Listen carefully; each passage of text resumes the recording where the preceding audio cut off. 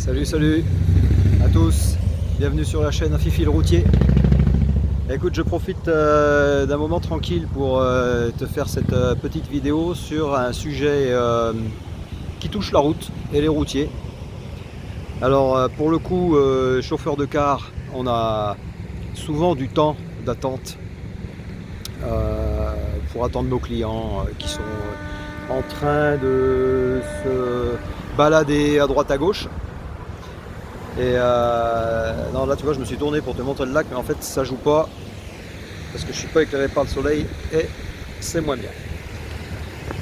Ouais, donc on est au bord du Léman et en fait je suis au taf. Bon, j'ai des copines tout à l'heure qui ont pensé que j'étais en vacances, mais ouais, ça pourrait y faire penser, mais en fait non. En fait, je suis pas en vacances. Je suis au taf et d'ailleurs là t'as mon coucou derrière. J'attends mes petits clients qui sont partis se balader là-haut, visiter le musée olympique. Donc le sujet là dont je veux t'entretenir, c'est que ce soit chauffeur de car ou chauffeur de camion, semi-remorque entre autres, en transport internationaux, tu as la possibilité de passer des moments tranquilles, peinards, où tu vas pouvoir profiter un petit peu de là où tu te trouves. Et ça me rappelle une anecdote que je vais... D'ailleurs, c'est pour ça que cette vidéo, je vais la mettre dans je vais la mettre dans ma playlist de ma storytelling. Parce que c'est un passage que j'ai vécu, qui m'a marqué, entre guillemets. Il y en a eu plein, hein. Je t'en raconterai d'autres. Mais bon, je ne peux pas tous les raconter parce qu'il y en a quand même pas mal. Et bon, il y en a un qui était sympa. Donc j'étais, je pense que c'était à la fin des années 90, j'étais en semi-remorque chez Transport et Chaîne, donc, pour le coup, en intermittent, donc en contrat CDD, ou en intérim peut-être à l'époque, je sais plus.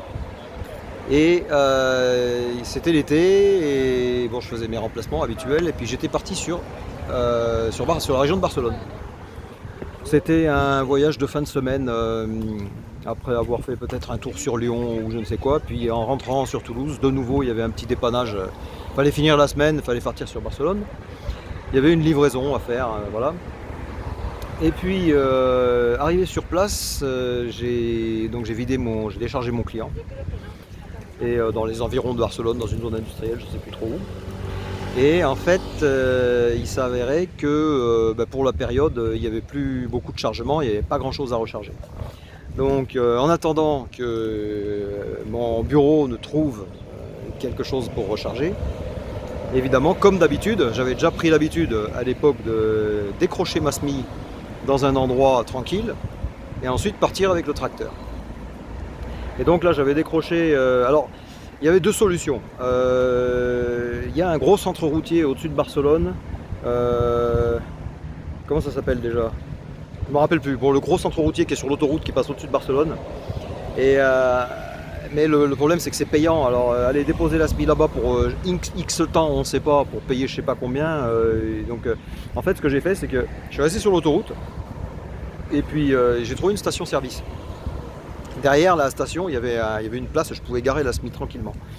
Et normalement, bon, je conseille à personne de le faire. Normalement, c'est pas trop autorisé de laisser une SMI décrochée sur une autoroute. Mais bon, j'ai été voir le mec de la station. Il m'a dit, écoute, tant qu'on la voit pas de la route, ça va, parce que si les flics passent et puis qu'ils voient une SMI décrochée ici, ça va pas aller. Mais bon, il a dit, ok, t'inquiète, laisse-moi ton numéro de téléphone si jamais. Et donc je me suis cassé avec mon petit tracteur. Et je suis descendu je suis descendu sur la Barcelonnette, mais avant j'étais allé, je sais pas, un peu plus bas. Et puis j'étais en contact en permanence entre guillemets avec mon patron, puisque tout le monde était parti en vacances, donc c'était lui qui s'occupait de l'affrètement à ce moment-là. Puis toutes les heures on s'appelait, ou toutes les 2 heures, et puis il me disait j'ai rien. Et à un moment donné il me fait écoute, il me dit moi pour l'instant j'ai rien, c'était un vendredi je pense, donc jeudi ou vendredi, je sais plus, on est arrivé sur la fin de la semaine. Il me dit il y a deux solutions, ou alors tu rentres, et puis tu rentres à vide, et puis basta, terminé. On rentre à Toulouse, donc c'est 4 heures de route. Ou alors tu restes. Mais par contre, il me dit, je négocie avec toi que si jamais tu veux rester le week-end, parce que la semaine prochaine, la semaine suivante, il y aurait certainement du rechargement, à ce moment-là, je te paye tes défraiements, mais je te paye pas tes journées de taf. Et puis j'ai regardé la mer et puis j'ai dit, ouais, ça me va, pas de souci. Les défraiements, ça représentait quand même, à l'époque, on était déjà pas loin de... C'était pas en euros, mais ça représentait l'équivalent de peut-être 45-50 euros par jour. Donc pour moi, impeccable. Donc j'ai attendu jusqu'au vendredi soir, toujours pas de chargement, rien du tout. Et puis du coup j'ai passé le week-end là-bas. Alors j'ai fait toutes les plages. Je me rhabillais même pas, je remontais dans le tracteur en maillot de bain, la serviette de bain autour du cou, et puis roulé jeunesse. Puis j'ai fait toutes les plages de Barcelone d'un côté à l'autre. Et puis j'ai passé le week-end là-bas. Tout ça pour te dire que ça c'est des petites anecdotes qui font partie de ma trucking life. Et puis je vois souvent moi des gars qui roulent. Alors aujourd'hui la route elle a bien changé quand même depuis l'époque. Déjà à l'époque ça a commencé à changer. Aujourd'hui tu as énormément de transporteurs d'Europe de l'Est, beaucoup plus que ce qu'il y en avait avant. Et les gars ils ont, je sais pas, bon tu me diras dans un sens c'est pas plus mal. Mais ils passent souvent les week-ends sur la route. Et ils s'arrêtent dans les stations-service et puis ils restent sur les parkings des stations-service. Très bien, aucun souci, aucun problème. Mais moi je pense, psychologiquement pour le chauffeur, franchement c'est pas top quoi. Tu restes t'es dans ton camion toute la semaine à rouler, le week-end tu le passes sur une aire de service, de station-service. Bon, après c'est clair que si tout le monde sortait des stations et allait dans les villes, dans les plages et tout avec les camions, ça serait problématique.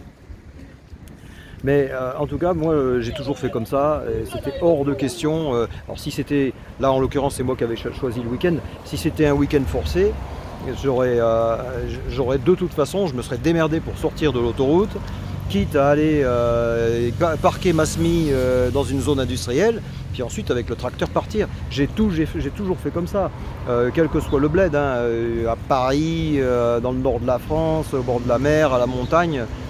J'ai jamais passé un week-end entier sur une aire de repos d'autoroute.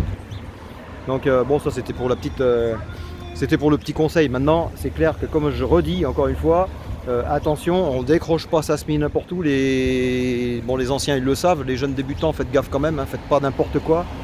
Mais voilà, il y a des trucs qu'on peut faire. Alors en camion on peut faire, en car on peut faire aussi, alors c'est complètement différent.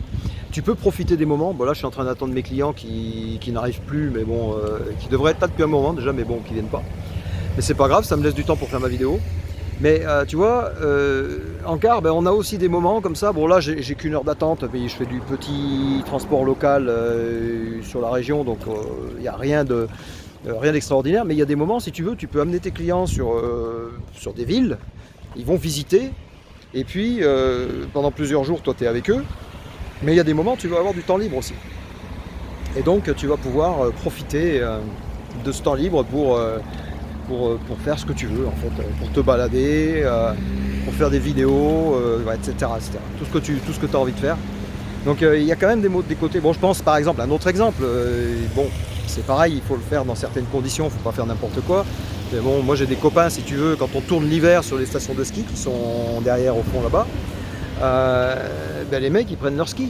Et puis pendant la journée où les gens vont skier, eux ils en profitent, ils skient aussi.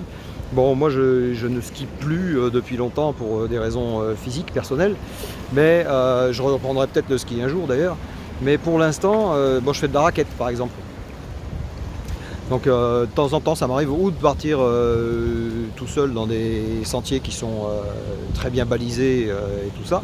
Ou alors ça m'est arrivé de suivre des groupes qui se séparaient. Il y avait une partie qui faisait du ski, une partie qui faisait des raquettes, et puis du coup je partais faire de la raquette avec eux.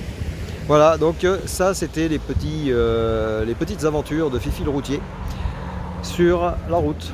Allez, à très bientôt, bye bye, merci d'avoir regardé cette vidéo, merci pour toutes les vidéos, les likes, les abonnements, etc. etc. Merci les gars, à plus, ciao ciao.